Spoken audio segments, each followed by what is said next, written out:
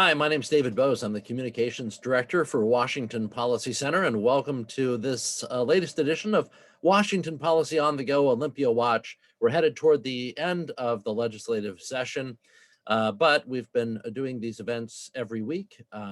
We've been keeping you abreast of what's been happening in Olympia, the latest in policy changes, the most important policies for you to track, and that has not changed with this week. We're going to be talking about the major House and Senate budget proposals, as well as the state transportation budget proposals with Jason Mercier. We'll also be speaking with our Initiative on Agriculture Director, Pam Lewison, about some of the challenges Washington's agricultural community is facing from this legislative session. And we'll have a little surprise guest with our latest policy analyst, Elizabeth Hovde, first. And I want to start with Elizabeth, but before we do, just a quick reminder on, just in case you're new to these events, even at this point, we do get some new people from time to time. This is how it works. I'll be talking with our center directors. In this case, Pam and Jason will be available for the Q&A at the end. I'll do a brief interview with each of them, and then we'll open it up to your questions, and we'll try and get to all the questions that come up. We like it to be an interactive event, but you can ask the question at any time. Just go to the Q&A tool on your Zoom screen. For me, with my view, it's on the bottom of the screen. For some people, it's on the side. It's the two little conversation bubble icons together, the Q&A box. Type in your question there. It's better to type it in there than the chat function, because chat gets buried, but the Q&A, it's a nice format for me to take a look at. And we'll try and answer all the questions. If we miss any, the appropriate center director will be getting back to you via email if possible. So we don't like to miss any questions. We like to get them all answered before the end of the program, and we'll respect your time and keep it within the hour or so. But first, I want to introduce Elizabeth Hovde. She is our new policy analyst. I'd like to bring her forward now to talk very briefly about what she's doing for Washington Policy Center and some of the legislation that she is tracking for us. Elizabeth, good to see you. Welcome to this inaugural event for yourself here. Welcome. Thank you. Why don't we first start with just a little bit of background for you? I mean, what for people who are not familiar with you, where do you come from? What's your background, and what are the areas of study you're going to be focusing on for Washington Policy Center? Hi, I'm Elizabeth Hovde, and I'm going to be working on the Center for Healthcare and Center for Workers' Rights, both of them, and often they intersect. I've found just in the last 3 months I've been here. The last 24 years, I've been a political columnist. I started a little bit in the Bellingham Herald when I was up at Western Washington. I moved on to the Columbian, and then I ended up at the Oregonian for the last 10 years. And now I'm here, which is exciting because for years I've used Washington Policy Center as an information source, and I'm very like-minded, so it's exciting to be here. Well, we're excited to have you as well. I know that. What are some of the takeaways that you get so far from this new role? What are some of the takeaways you have from the legislative session so far, particularly where healthcare is concerned and where it might be headed? In healthcare, there is a continual push for universal healthcare. It is obvious to anyone who watches any of the committee hearings or the discussion, even people who are standing up for choice in healthcare and for the message that the private market has been able to deliver more things than possibly the government should take on. They seem resigned to the push and know it's there. This session was interesting that they were trying to create another healthcare commission focused on bringing universal healthcare to Washington state, even though none of the commissions before it for the last 20 years or so have been able to find a solution for keeping the quality and access high and having cost savings. You can have cost savings if you want lines and rationing of care. That's easy to see, but it's quite another thing to figure out how to do it. And the interesting thing about this session's proposed commission is that they recently amended it to be an ongoing commission. So I think they've conceded that oftentimes there isn't a solution found and they just need a continual commission to be working on it. I can't hear you. Sorry, I can't remember the states offhand. I know we could look it up on our healthcare site from Dr. Stark's previous work on this, but generally speaking, even the most capital P progressive or left-wing states will, even those that have adopted a program like this, then make a hasty retreat when the bill actually comes due. Yeah. Where people say, hey, this is really exciting. And just as when the reality hits lawmakers and they have to make a hard choice about how they're going to fund this, and they see the cost that it inflicts, they change their minds. Just like, by the way, public opinion polls that I've seen fairly recently, dealing with all age groups, everything sounds great if it's free until you get to those points where you say, well, to accomplish this, we have to ration care, and the cost, increases dramatically. Then people start to realize, wait a second, this doesn't sound nearly as good. Healthcare costs a lot. And one of the best things we can do is get rid of so many third payers so people understand what it costs and what they're paying for and what they can control. My guess is that the money that is spent on these never-ending studies that keep happening is money that could have been moved into salmon recovery. Instead, it's going to be wasted on yet another study that says the same thing as the previous 3 studies. And it's going to drive poor Todd Myers, our colleague in the Center for the Environment, crazy, because there's something could have actually been accomplished with that money instead of the political grandstanding that ends up occurring. What about are there any of the bills that you've been taking a look at this legislative session that you think people should know about but may not? I know we've already had one question pop up regarding whether or not you know about the exemption rules for the state-run long-term care insurance. There's a vote on that today. Any update on that or other pieces of legislation you're following? That was actually exactly the one I was thinking of bringing here today.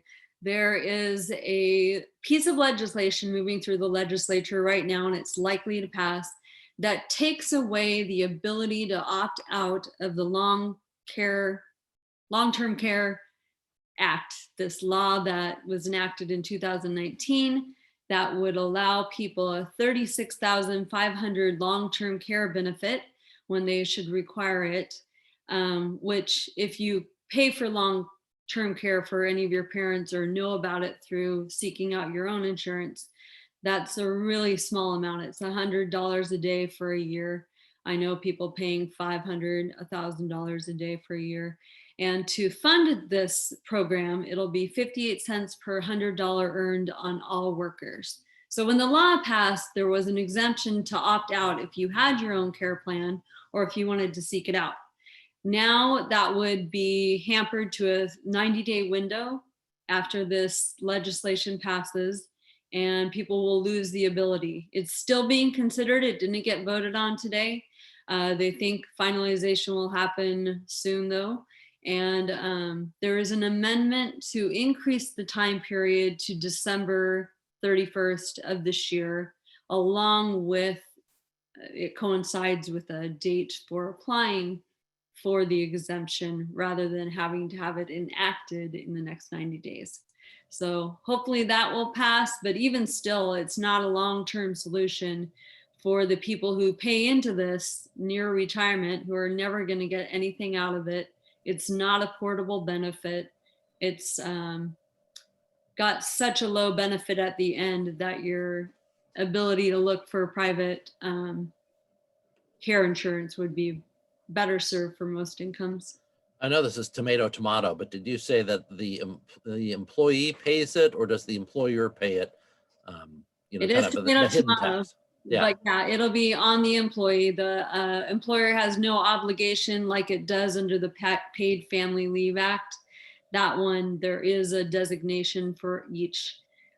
This one is all on the employee. And employers right now are kind of scrambling to figure out how they're going to inform their workers why they're going to be getting a payroll deduction very soon.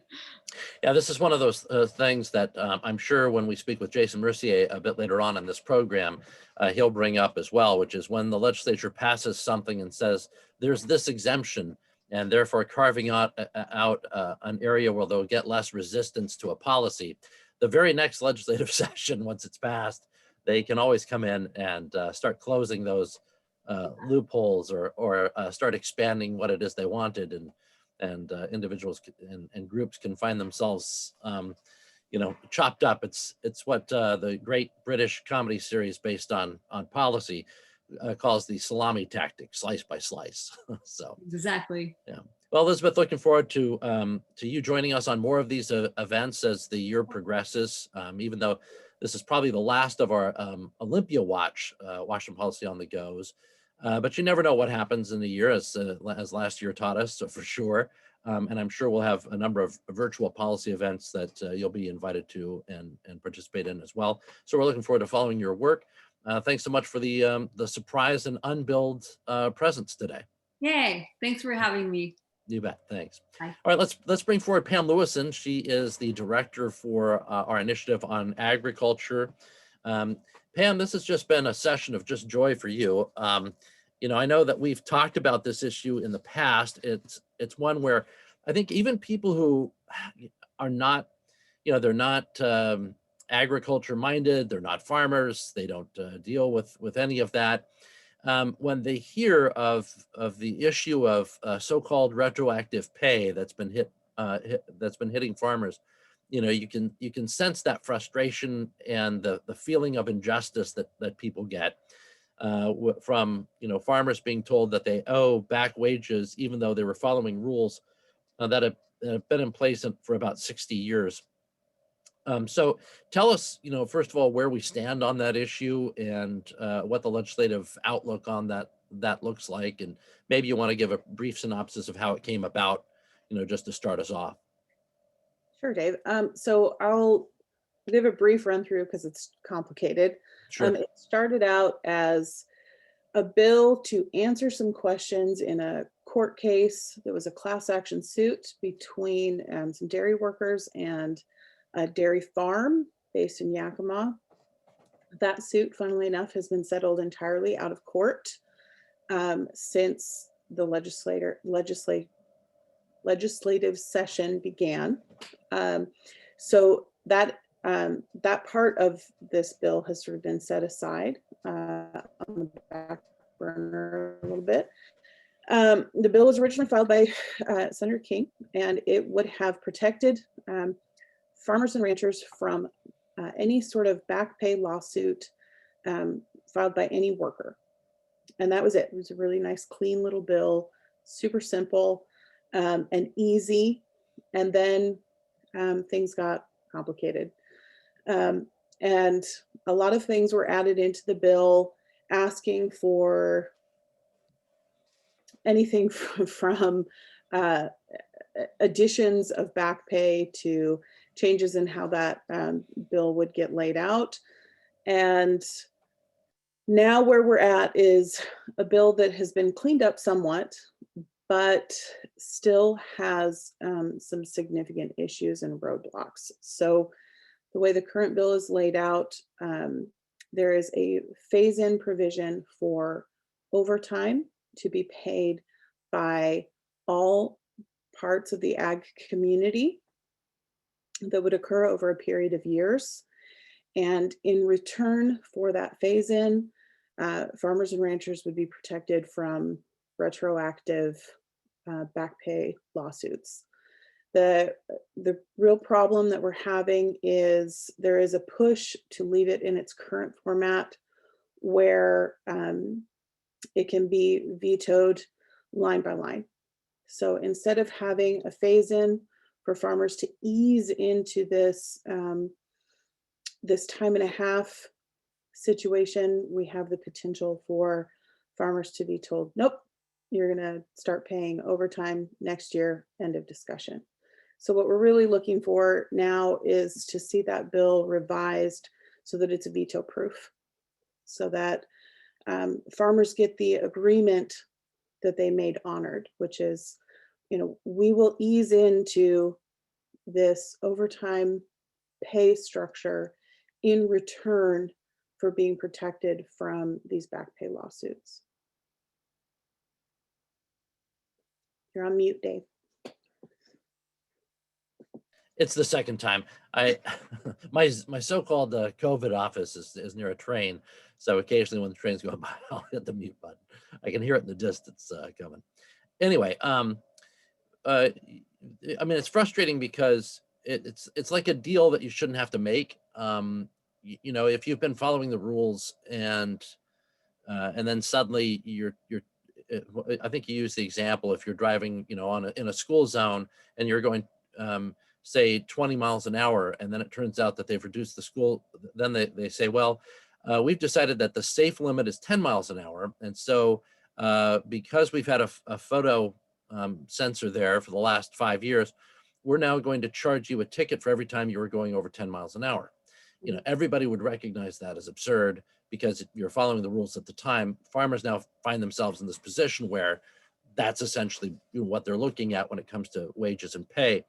But it also strikes me that people that are making these policies based more on an urban environment are not understanding the way farm work is. I mean, farm work is just, it's almost a life. Every farmer I've ever known, it's like something that they live, right? They just, the hours are very, very long. And the idea of overtime it hasn't been, there's a reason why ag's been exempted for a very long time on that.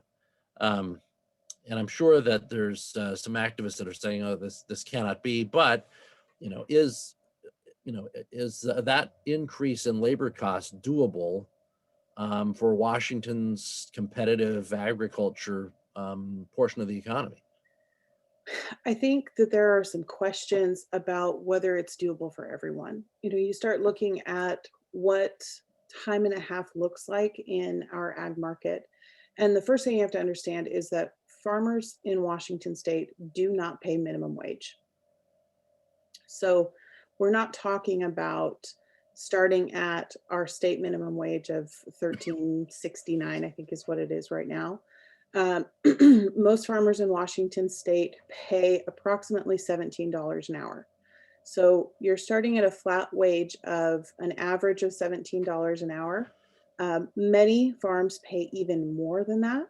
So when you start looking at what time and a half looks like, we're talking about a large sum of money once you eclipse a 40-hour work week.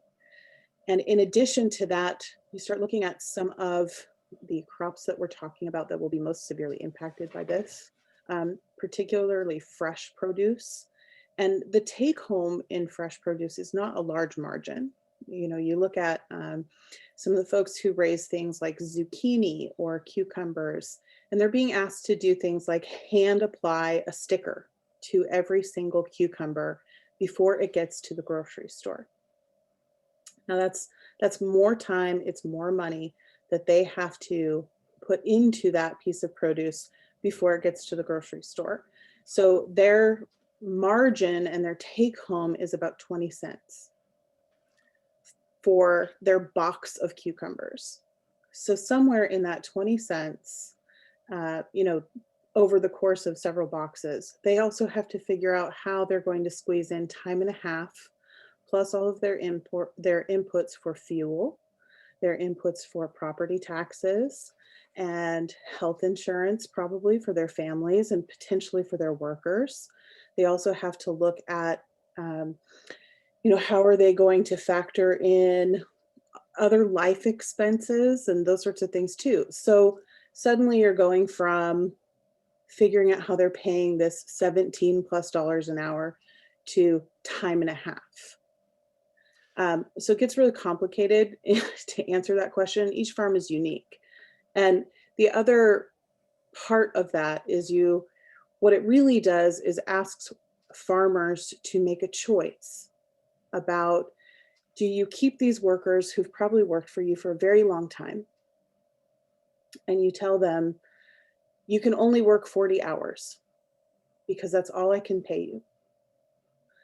And at 40 hours, they are making less money than they were making at their flat $17 an hour, working 55 hours a week, hours that they have asked you to have. Or you make the decision that you're going to pay time and a half, but you're going to have to ask a percentage of these folks who have worked for you for a very long time to no longer work for you because you can't afford to pay them anymore. And you look at some of those crops too, and you're going to waste a great deal of that food because I love the example of zucchinis. Zucchinis will grow 1/4 of an inch an hour during their peak ripening period. So if you send a picker home after an 8-hour period, by the time they get back the next day, that zucchini that was perfect when they left is no longer perfect for the grocery store when they get back. And it goes to waste because they can't send it to its point of sale. I mean, that's exactly the kind of thing that people outside of the industry don't realize. There's a season, and during the season, it's all hands on deck all the time. And then in the off season, everything's a heck of a lot slower. Right. I do have to ask, it might be a dumb question. Maybe you phrased it the appropriate way and I missed it, but was the sticker an actual example or was that a hypothetical? No, that's a real thing. Is that a new thing? No, there are some new provisions from some of the contracted folks like Kroger. They are asking for all of their contracted growers to now hand apply stickers to every piece of produce before it arrives at their markets. So it's not a government thing, it's more like the grocer issue? Yes. I wonder why the grocers would be doing that. I find the stickers are always falling off or they're on some other piece of produce or, It somebody. has a lot to do with checker ease. Uh-huh. Because then your checker doesn't have to be able to recognize the produce. All they have to do is scan the barcode. Yes, I can certainly see that, but McDonald's has mastered the art of the picture. I'm sure we can come up with something other than that. Right. Or, just have the checkout of the produce department in the produce department. Your produce guys can recognize that. All right, real quickly, because we need to get to Jason and I'm running long on time here. You also had made some observations about the Employment Security Department and L&I going after or creating some duplicative efforts for themselves. And, basically ESD, the Employment Security Department, trying to become an enforcement agent on agriculture, essentially doing the exact same thing as L&I. Explain that fiasco for us. So funnily enough, when I first got hired, it was one of the first bills that I looked at in 2019. It's 5438, I believe is the bill number. And it is ESD essentially trying to come up with more money for enforcing and operating the H-2A program in our state. And now they have come back and asked for more money in the budget to do that and to conduct field checks on growers and to do educational outreach, is what they're calling it, for growers and employees combined. Funnily enough, L&I already does this. It's part of their purview. It's something that they are supposed to do, and they do it very well. And so we have these two agencies that have both put in budget requests for, I believe one request is for 12 people and the other one is for 14 and a half full-time employees to do the exact same job. And I'm sure that Jason will talk more about budget stuff because I know he's read them both. But it's another example, I think, of there's a lot of duplicate work going on, and ESD in particular likes to go back to this point that they have all this paperwork and they have all of these things they have to do, and so they just need more money to do it. As a farmer, I'd much prefer just having L&I do those spot checks because they're equipped to do it, they're experienced doing it, and better positioned to answer those questions. Thanks, Pam. We've got some questions for you coming up already, so we'll have you join us again after we talk with Jason Mercier, our budget guru, our director for the Center for Government Reform. Jason, as always, I'm always excited to talk to you, even though this year I have trepidation in talking to you, because every time I do, I learn something both new and sad. And I have no doubt that that will be a part of the conversation right now. Why don't you first, let's take a tackle at the House and the Senate budgets. Why don't you do a brief comparison for us of what we're looking at from the two budget proposals? We've got 3 weeks left in session, and this session has been one of shock and awe. I mean, let's just think about what is about to pass the legislature. An income tax on capital gains, a low carbon fuel standard, cap and trade. The budgets increase spending dramatically while draining state reserves. And just today, we had details released on a massive transportation tax package. Any of these things by themselves could be a shock on the system. And they are seriously going to do all of them at the same time on an economy still trying to recover from a year of the governor's economic restrictions. It's just amazing. This is where we are with 3 weeks to go in session.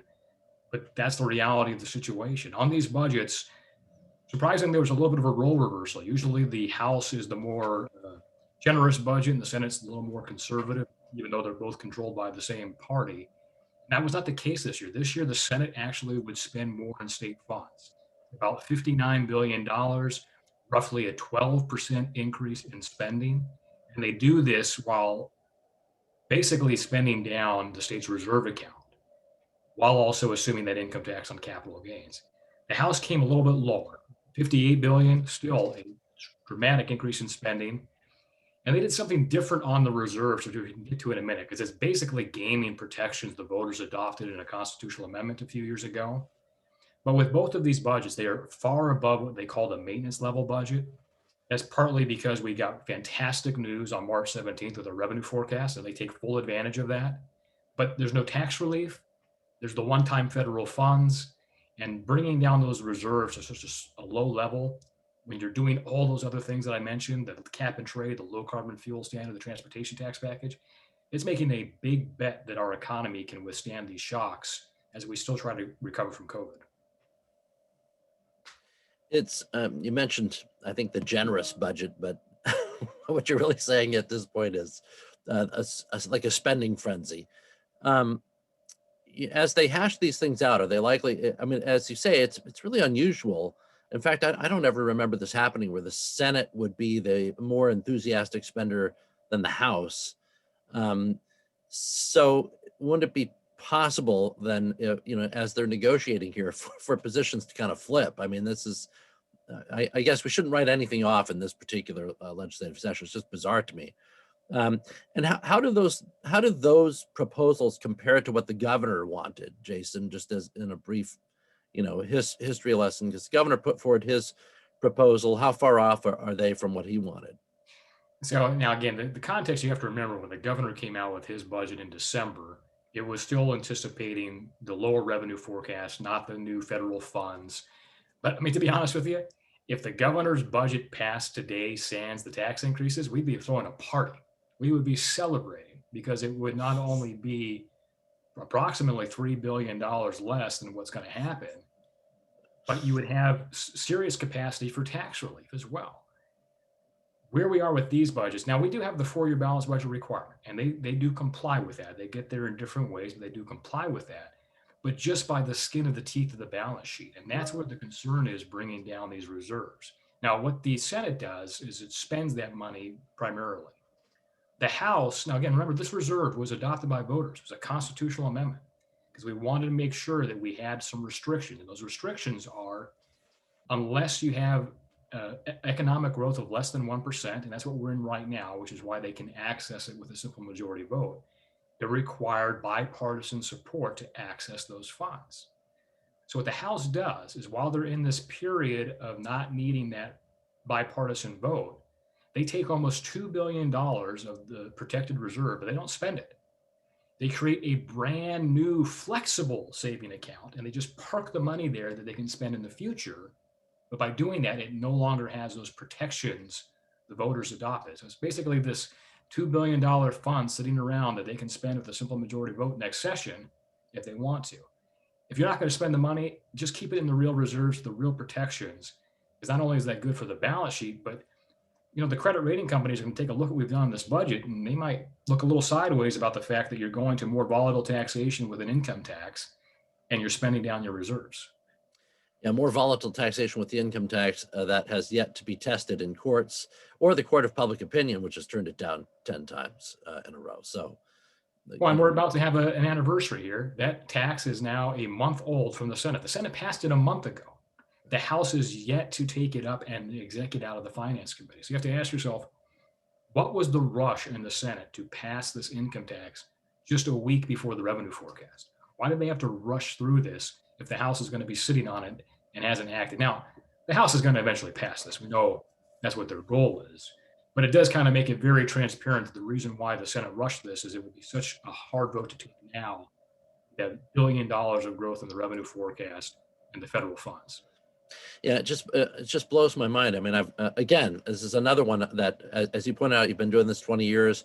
I've been pretty much following your career that length of time. In some cases we've crossed paths, and I've just never heard of something like this either, where the governor's budget ends up being the one that looks fiscally conservative, only because so much money keeps piling into the state. There's like a mad scramble to figure out how to spend it all.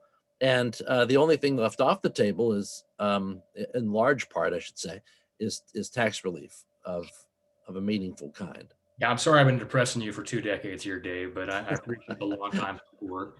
It's all right.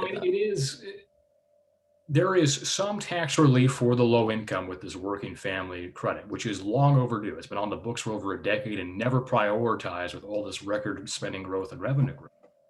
But even still, they still condition that minimal tax relief on adoption of an income tax that we know is going to be going to court, and we know is going to be problems. And the Republicans, both in the House and the Senate, had strikers where they wrote their own minority budgets that balanced, didn't cut any spending from existing budgets, and actually provided not only property tax relief, but manufacturing relief and business tax relief. I mean, if we can't be providing tax relief with this economic climate, I just don't know when it's ever going to happen under the current leadership. Yeah, I think you've hit the nail on the head on that one. Let's move to something that is equally challenging in many ways, the transportation budget. I mean, I know ordinarily that's not where your focus is, but you couldn't help yourself. You went through the transportation budget. I'm sure Maria Frost is, who's on leave right now, is very pleased that you have.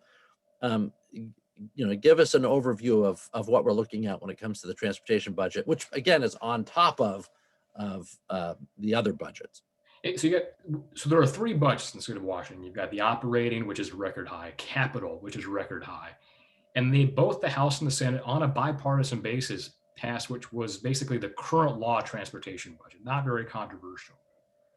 Where things are getting controversial is what was heard today in the Senate. And the details of this 16-year, $22 billion tax package just got released yesterday, and they held a public hearing this morning.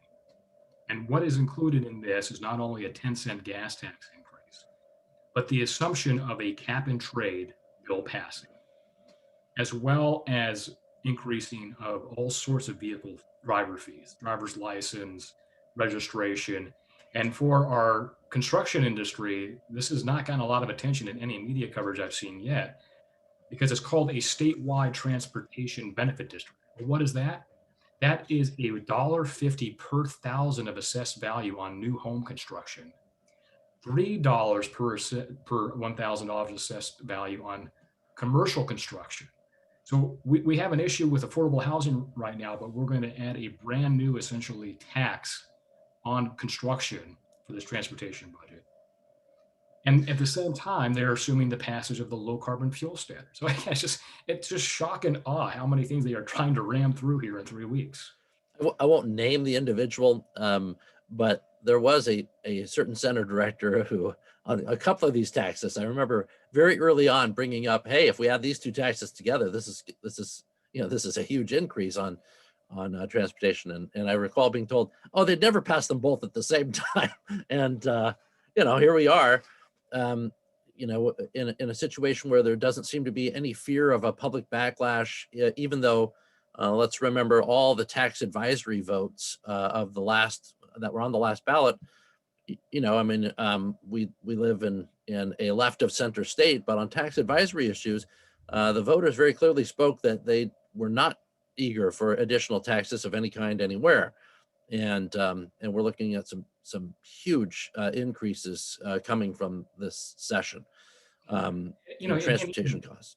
With these things that we're talking about, in the context for this, the legislature has taken no action to provide any type of legislative oversight of the governor's emergency powers, right? We're grateful to be in phase 2, but there's no plan after that. Meanwhile, you've got the governor of California today saying on June 15th, we're open for business. There's no more restrictions in the state of California other than the mask mandate. So it is it's troubling that you're adding new burdens and new requirements without any type of clear direction from either the legislature or the governor about what it means to get back to full economic reopening.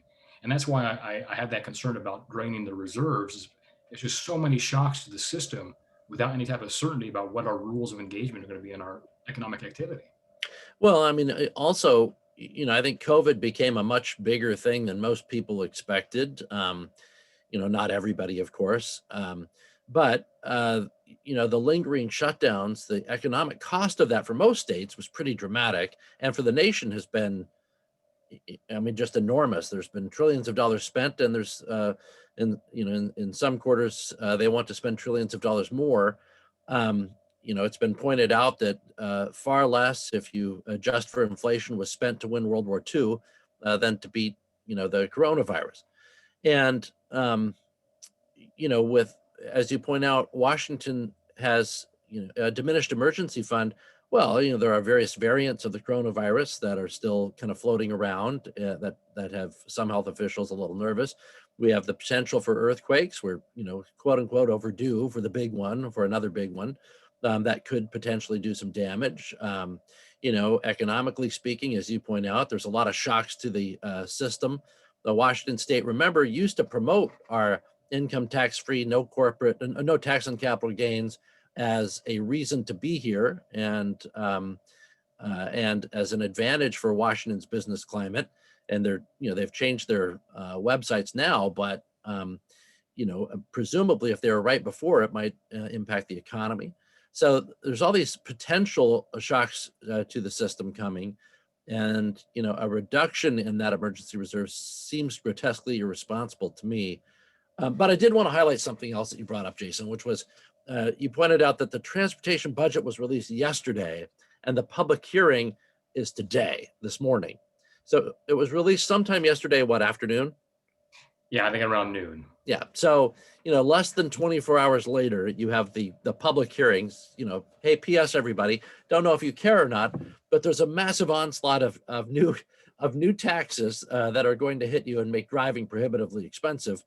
And your ability to move to and from work and the rest, that alone is something that you've warned people about, and the legislators usually will denounce on one hand when the other side is doing such a thing or talking about such a thing, and yet here it is happening yet again. How many pages was the transportation budget? Well, this particular package is not as big as the regular one because it's the revenue one. But I mean, to your point, there are 3 things that have happened in the past week. You had today's hearing on a 16-year, $22 billion tax increase with details released yesterday afternoon, if you knew where to find them. On, I believe it was Friday of last week, the appropriations hearing started at 9 a.m., right? With a whole bunch of bills on it. Okay, 9 a.m. By 6 p.m., they sent out a new notice adding new bills to it. So they added new bills to a hearing that was already going on. Good luck knowing if you were supposed to be testifying on those. Right. And in the House, they actually had a title-only bill not for the tax part of this, but for the spending part of this transportation package, where those details weren't released again until the day beforehand. And then even if you knew where to find them. So there are people testifying who don't know where to get the information. Like, we're still looking at that one sentence bill, trying to testify on that. And as you mentioned, we have had proposals in the past to stop this practice, and you'll be shocked to hear they've never been given a public hearing. And if they were given a public hearing, it would be announced approximately 30 seconds before. I am glad that you mentioned the Commerce scrubbing their website of the no income tax message, because I'm actually supposed to get public records from them this week to find out who ordered that. And an interesting little tidbit, they did this about the time that they were hearing the tax bills. And I have gotten some records from them. And they removed the fact on the Commerce website saying there's no income tax, you'll be at a competitive advantage. But at the same time, I kid you not, I got a presentation. They were giving a delegation from Italy trying to tell the Italians, come to Washington State because we don't have a capital gains tax. Yeah. We got an advantage. At the Yeah. same time, they're scrubbing the website. I saw that presentation. That's a good one. Okay, well, let's open it up to questions. If you have a question, put it in the Q&A icon. For me, it's at the bottom of my screen. For some of you, it'll be on the left or right-hand side of your screen, depending on how you've set up your Zoom view. It's just the little two conversation boxes with the Q&A below them. Just enter in your question right there, and we'll try and get to that. We'll bring Pam Lewison back. She's back with us. So we'll talk agriculture and government and budget and pretty much anything you can think of. And we'll challenge the center directors. If we don't have the answer, we'll try and find it for you. This first question, what's the total Senate spend, not just NGF-S? And help us with the acronym, Jason. Yes, here's the irony. So the 59 billion is what's called the near general fund subject to the outlook. That's what's part of the budget outlook. That's in the Senate side. And that number for the House is 58 billion. However, the total appropriated is higher in the House. The House is 121 billion and the Senate is 119 billion. Wow, who's counting though? I mean, really. I read it. I feel like part of the problem for the state of Washington is, one, there's been a reduction in the amount of local journalism. It's the if you look at the staff of the press corps that used to cover Olympia versus what's there now, it's just a shell of what it used to be. And also there's some attitudes in the media that they kind of, they report, what is going on in Olympia, and you've got people with their talking points, and those talking points are reported and so forth. Perhaps those two problems are related. But also when we hear about money, government money, so often on the federal level, we're hearing about trillions. So when you hear about billions on the state level, it sounds cheap. You know what I mean? It's like, oh, well, I'm feeling better about that, I don't know if you remember the former News Tribune reporter, Joe Turner, used to report that total spend amount. And I appreciate the fact that he did that. The challenge of doing that now is it just confuses so many people that it's not matching up to what's being reported on the front page. Yeah. Pam, this question, can farmers reduce the wage of their existing employees to the minimum wage of $13 an hour and then pay them overtime for all the hours worked to make up for this retroactive pay problem? I mean, they could. I guess the problem with that is you start thinking about having to sit people down and say, hey, you've done nothing wrong, but now that we have this piece of legislation in place, we are going to essentially punish you by cutting your wages by $4 an hour. I mean, that's the conundrum that farmers are having to look at with their budgets. You're putting people in this impossible position of saying, we still value you, but the way we're going to show that we value you is by cutting your pay. I mean, it's absurd that we're asking farmers to do this to their employees, who in turn, even if they are able to pay overtime in that situation, those employees are still in their take home, in their net pay, are going to be making less money. And then they have to turn around and in their household budgets, figure out, do I have to take a second job to figure out how to make up for what I lost? At the end of the day, the people who lose the most in this situation are farm workers. Follow-up question for you. There was an amendment in regards to seasonal work, trying to have a 12-week period where the overtime didn't apply. What's the status of that proposal, if you know it? So the seasonal question has essentially been tabled. I think the important piece is to make sure that we get the veto proofing of the bill across the line first. If we can get the phase in covered, we have a little bit of time to go back and say, okay, now that we've seen what is happening based on this phase in approach, now let's sit down and talk about what it means when we suddenly have no cherry pickers and nobody gets a bowl of sweet cherries in July. Jason, quick math challenge for you. $120 billion operating budget, 60 billion per year, 7.6 million people equals $7,900 per human in the state. What do we add to that for transportation and capital budgets? You've got a fan. Yeah, you got me stumped there. I don't remember off the top of my head the transportation, the capital.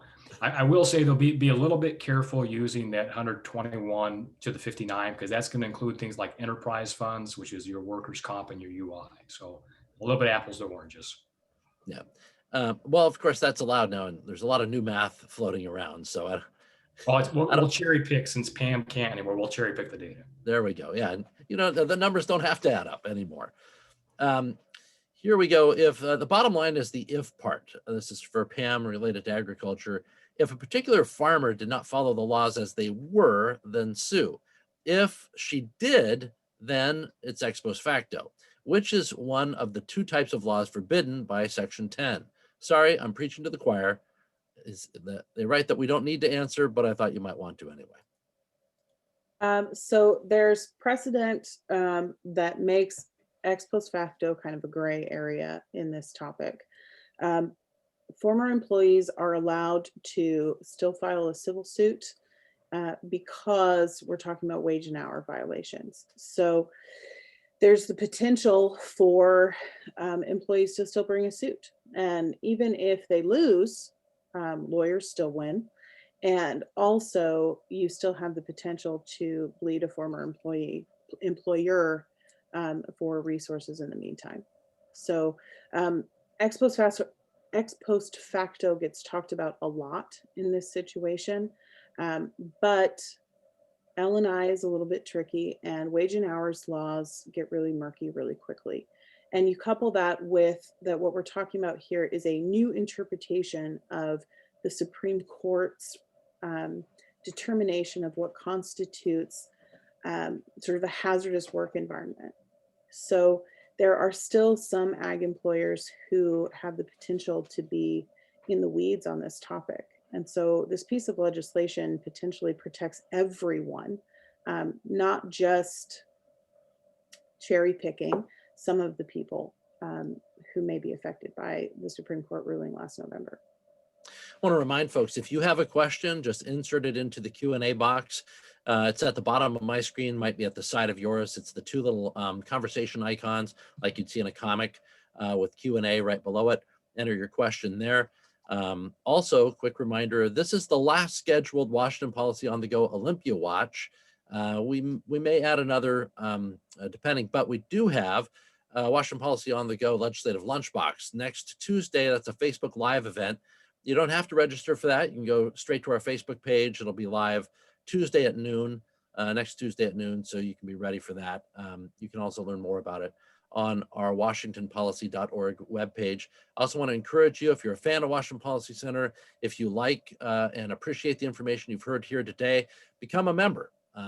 Support Washington Policy Center, help us improve lives through free market solutions and advocacy for free market solutions and challenging the status quo, particularly the status quo of bad policy and inefficient and ineffective policy, meaning that public resources are not doing the good that they could do because of poorly conceived policy.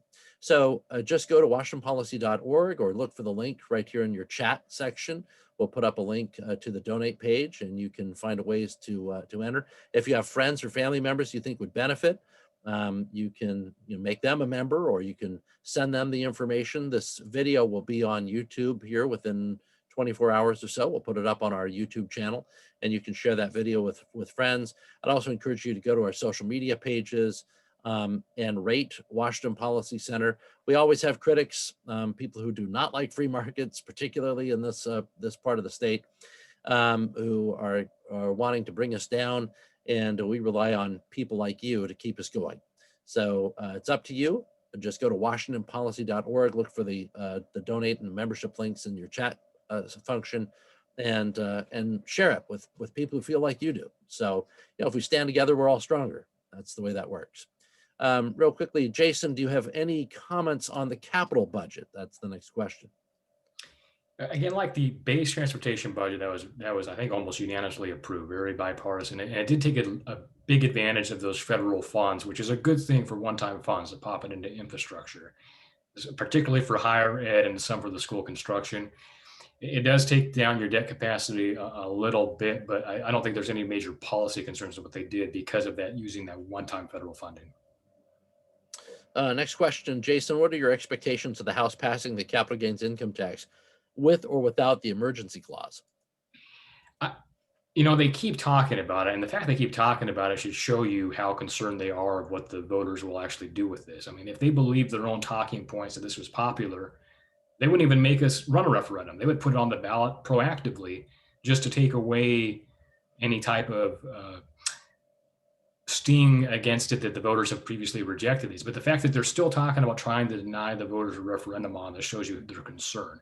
That being said, this has been a priority of the majority Democratic Party since 2012. I mean, when Speaker Jenkins was a freshman, this was her freshman bill in 2012. I can't imagine they're going to risk it not passing the Senate by reattaching it. Partly why this has taken so long, again, to pass the Senate a month ago, is the Senate, in their haste, really had bad language concerning how this impacts real estate. And they know it. They know it in the House, and the Department of Revenue knows it. So they've been trying to figure out how to make this language a little bit better. And it sounds like that deal has been reached. So I would expect the House to be passing this bill probably in the next week. Without the emergency clause, it would be a shock if it had it, which means within the month, you're probably going to see some lawsuits being filed. Next questions related to that, Jason, is the legislature's assumption of over $1 billion in tax receipts from the income tax on capital gains legitimate, in your opinion, or overly optimistic? Well, I think it's overly optimistic for this budget cycle because the litigation is probably on a minimum 2 to 3 year timeline through our courts. So you're probably not going to see a cent in this budget cycle.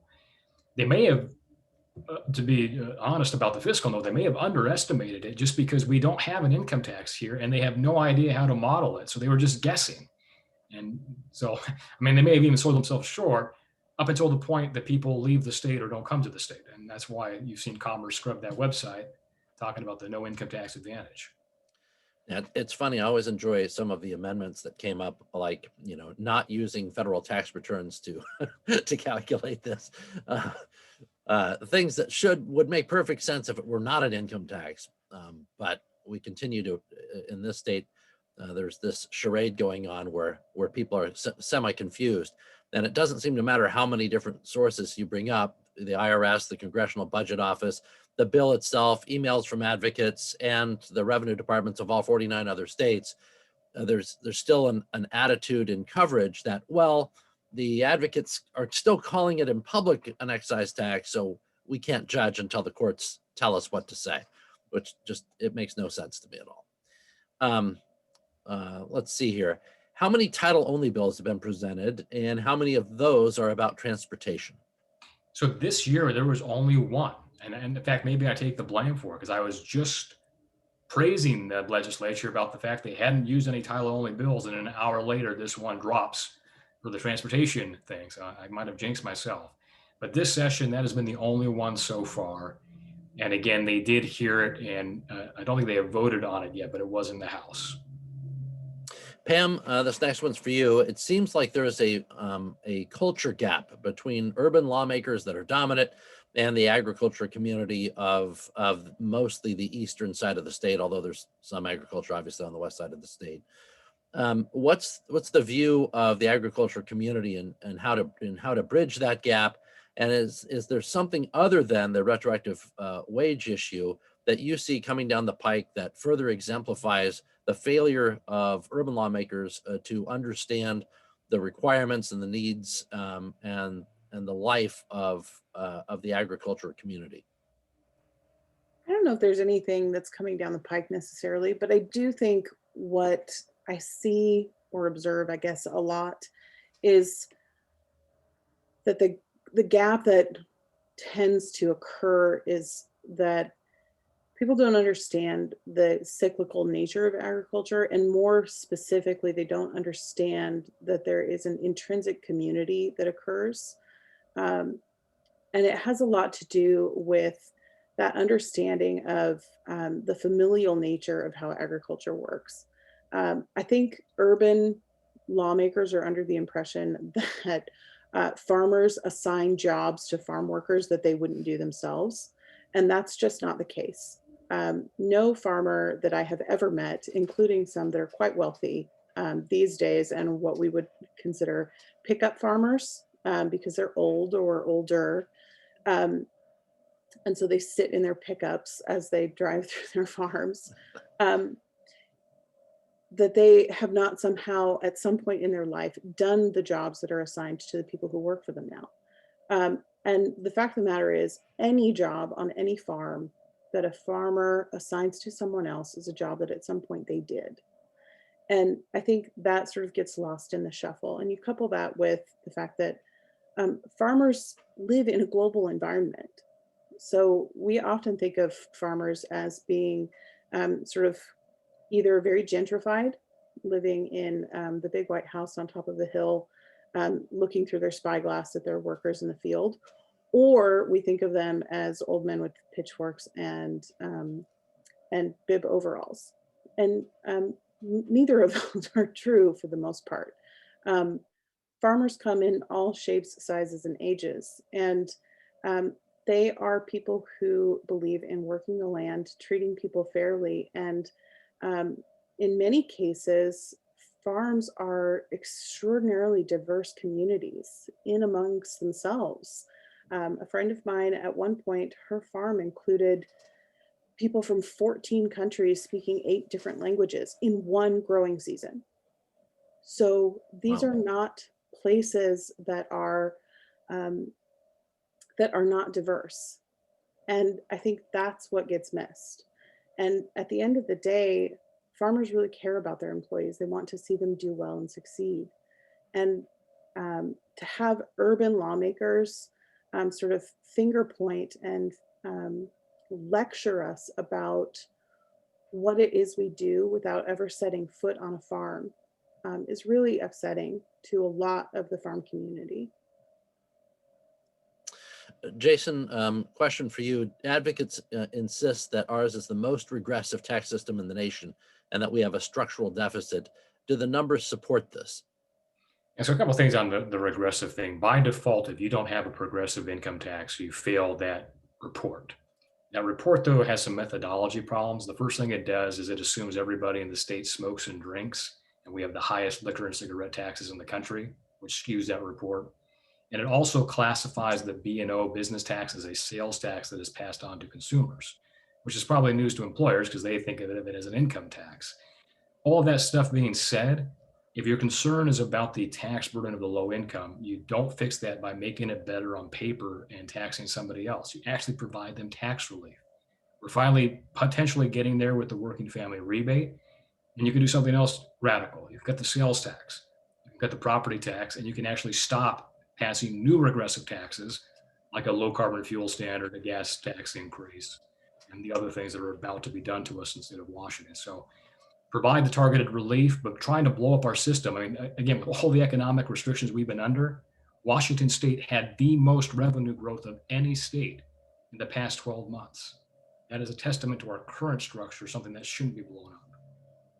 Yeah, that is amazing. When you think about the challenges that we faced over the past year and just, just what could have happened to the state budget and has happened elsewhere, you look at the solid structure and revenue of this state.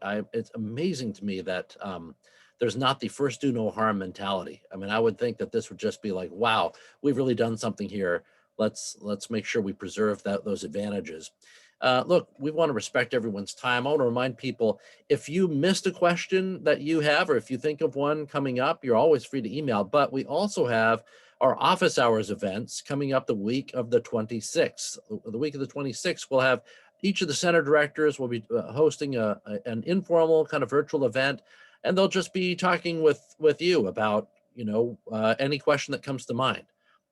They're pretty informal, not like today. It's just all about you and your questions and challenges. So that's the week of the 26th. You can register online, go to washingtonpolicy.org and go to our events page and share that with friends as well. So if you have a question, didn't get answered, or if you think of one over the coming weeks, just watch for that coming up the week of the 26th. That's our office hours events. We also have our Washington Policy on the Go legislative lunchbox next Tuesday. That's a Facebook Live event. Just head to our Facebook page at noon or register for that at washingtonpolicy.org. Look for the events page and make sure you get your link. I want to thank Pam Lewison, our director for our initiative on agriculture. I want to thank Elizabeth Hovde, our newest policy analyst dealing with worker rights and healthcare. And of course, Jason Mercier, our Center for Government Reform / budget guru, for participating in today's event and spending all this time with us and sharing information with you. And I want to thank each of you for making it all possible, because as I said before, we rely on contributions from our membership to keep fighting for free market policies and advocating for free market policies in Washington state. So I hope you'll become a member and encourage your friends and fellow thinkers to become members as well. So thank you everybody for joining, and hope you have a great day. Thanks everybody.